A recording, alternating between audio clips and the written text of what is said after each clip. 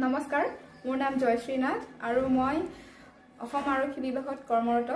আৰু মই বৰ্তমান এতিয়া আছো গুৱাহাটী ডিজিপি অফিচ আণ্ডাৰ স্পৰ্টছত আৰু মোৰ জিলাখনৰ নাম হৈছে কাৰ্বি আংলং ডিষ্ট্ৰিক্ট আৰু মোৰ গাঁওখনৰ নাম হৈছে দক্ষিণ দীঘলীপাৰ আৰু যেহেতু হাৰিয়ানাত 6 যোগাসনা ৱৰ্ল্ড কাপ খেল অনুষ্ঠিত হৈছিল তাত ময়ো অংশগ্ৰহণ কৰিছিলো ভাৰত হয় অসম আৰক্ষী হয় তাৰে ভিতৰত 8খন দেশৰ লগত মই অংশগ্ৰহণ খেলিছিলো তাৰে ভিতৰত মই সোণৰ পদক এটা আৰু 4টা ৰূপৰ পদক জিকিবলৈ সক্ষম হৈছো আৰু এইখিনিতে মই ক'বলৈ বিচাৰো মই মোৰ লগতে মোৰ ছাৰ অসীম বৰুৱা ছাৰ বহুতখিনি যথেষ্টখিনি মোতকে বেছি কষ্ট কৰিছিল আমাক মেডেল আনবৰ কাৰণে আৰু মোৰ লগত আৰু দুজনো হৈছিল জুবিন পাৱাৰ আৰু সোমনাথ পাৰাজলি তেখেতলোকো মেডেল আনিছে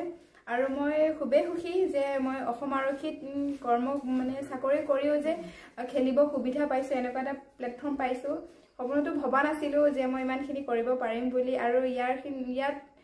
ধন্যবাদ জনাব লাগিব বিশেষকৈ মোৰ ছাৰ দুজন অজয় ছাৰ আৰু অসীম ছাৰ আৰু লগতে মোৰ সমূহ পৰিয়াল আৰু লগতে বন্ধু বান্ধৱী সকলোকে মই ধন্যবাদ জনাও যে মই ইমানখিনি আগবাঢ়িব পাৰিছো আৰু আপোনালোকে সদায় সহায় সহযোগিতা কৰিব আশীৰ্বাদ কৰিব মই নতুন প্ৰজন্মক এটাই ক'বলৈ বিচাৰো যে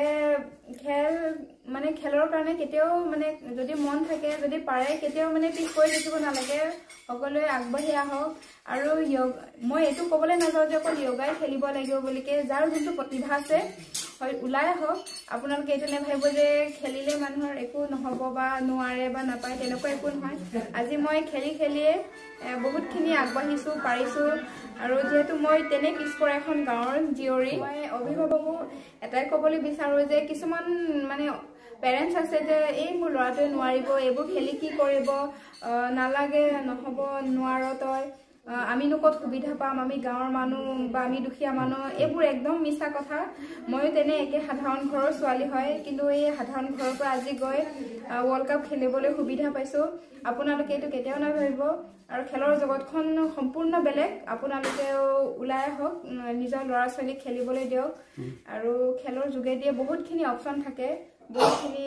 মানে মই এইটোৱে ক'বলৈ বিচাৰিছো যে আপোনালোকে কেতিয়াও মানা নকৰিব নিজৰ ল'ৰা ছোৱালীক মই এইখিনিতে ক'বলৈ বিচাৰো যে মই মোৰ বিশেষকৈ মোৰ যিহেতু এতিয়া মোৰ দেউতা নাই মই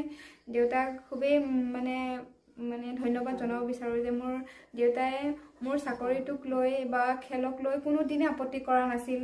যে তই ছোৱালী হয় নোৱাৰিবি বিশেষকৈ মোৰ পৰিয়ালৰ আটাইতকৈ মোক ছাপোৰ্ট কৰা মানুহজনী আছিল মোৰ দেউতা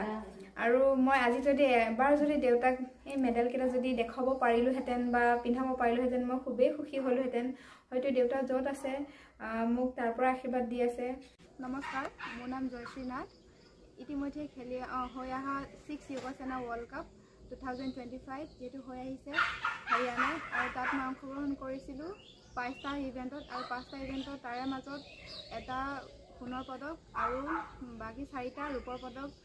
জয় হ'বলৈ সক্ষম হৈছোঁ আৰু মই খুবেই সুখী যে মই নিজৰ কাৰ্বি আংলং ডিষ্ট্ৰিক্ট তথা অসম হৈ মই খেলিবলৈ গৈছিলোঁ অসম আৰক্ষী হৈ আৰু তাত মোক যথেষ্টখিনি মোৰ গুৰু অসীম বৰুৱা ছাৰ মোক বহুতখিনি সহায় কৰিছিল আৰু মোতকৈ বেছি তেখেতে বহুত কষ্ট কৰি এই মেডেল পোৱাৰ সক্ষম কৰালে আৰু তাৰোপৰি মোৰ লগৰ বন্ধু বান্ধৱী কেইজনীয়ে বহুতখিনি সহায় সহযোগিতা কৰিলে আৰু মোৰ মা মোৰ খুৰী মোৰ আটাইবোৰ মামী সকলোখিনিকে মই সকলোকে ধন্যবাদ জনাইছোঁ যে মোক ইমানখিনি আগবঢ়াই নিয়াৰ সকলো সহায় কৰিলে আৰু তাতে ভাৰতকে ধৰি বিভিন্ন প্ৰান্তৰ দেশ প্ৰায় 8-9খন দেশৰ লগত মই খেলিছিলোঁ খেলৰ জগতত মই সৰুৰে পৰা মই স্কুল জীৱনৰ পৰাই মই খেল জগতত খুব ভাল পাওঁ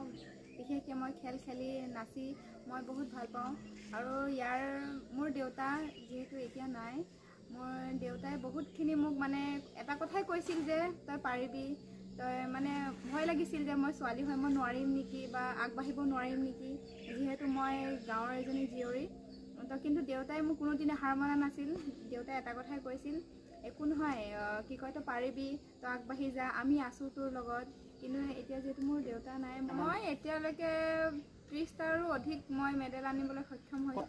মই তাৰে ভিতৰত মই খেলিছিলোঁ কেৰালা অন্ধ্ৰ প্ৰদেশ ছত্তীশগড় আৰু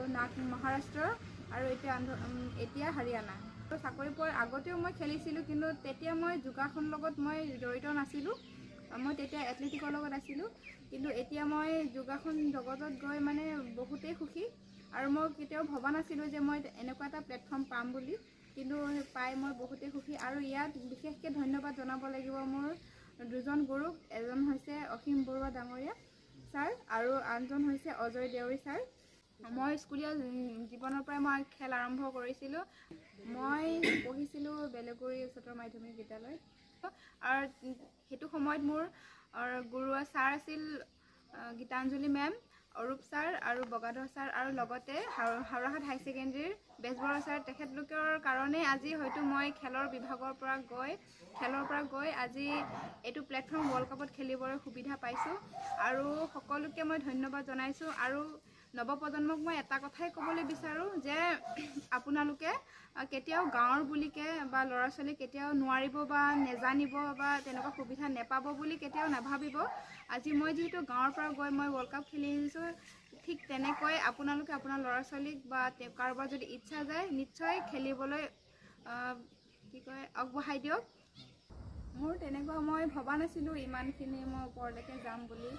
কিন্তু যিহেতু মই চেষ্টা কৰিছোঁ কাৰণে আজি ইমানখিনি সক্ষম হ'বলৈ পাৰিছোঁ। আৰু আগলৈকে এছিয়ান গেমছত খেলিব পাৰিম বুলি বা তাত পদক জিকি আহিম বুলি আশা ৰাখিলোঁ। যিহেতু কষ্ট কৰিব লাগিব, আৰু আপোনালোকে সকলোৱে আশীৰ্বাদ দিব যাতে মই তাত চিলেকশ্যন পাওঁ। মোৰ কাৰণে ইমানখিনি যে সুবিধা দিছে খেলিব যাবৰ কাৰণে চৰকাৰে, অসম আৰক্ষী গৃহ বিভাগে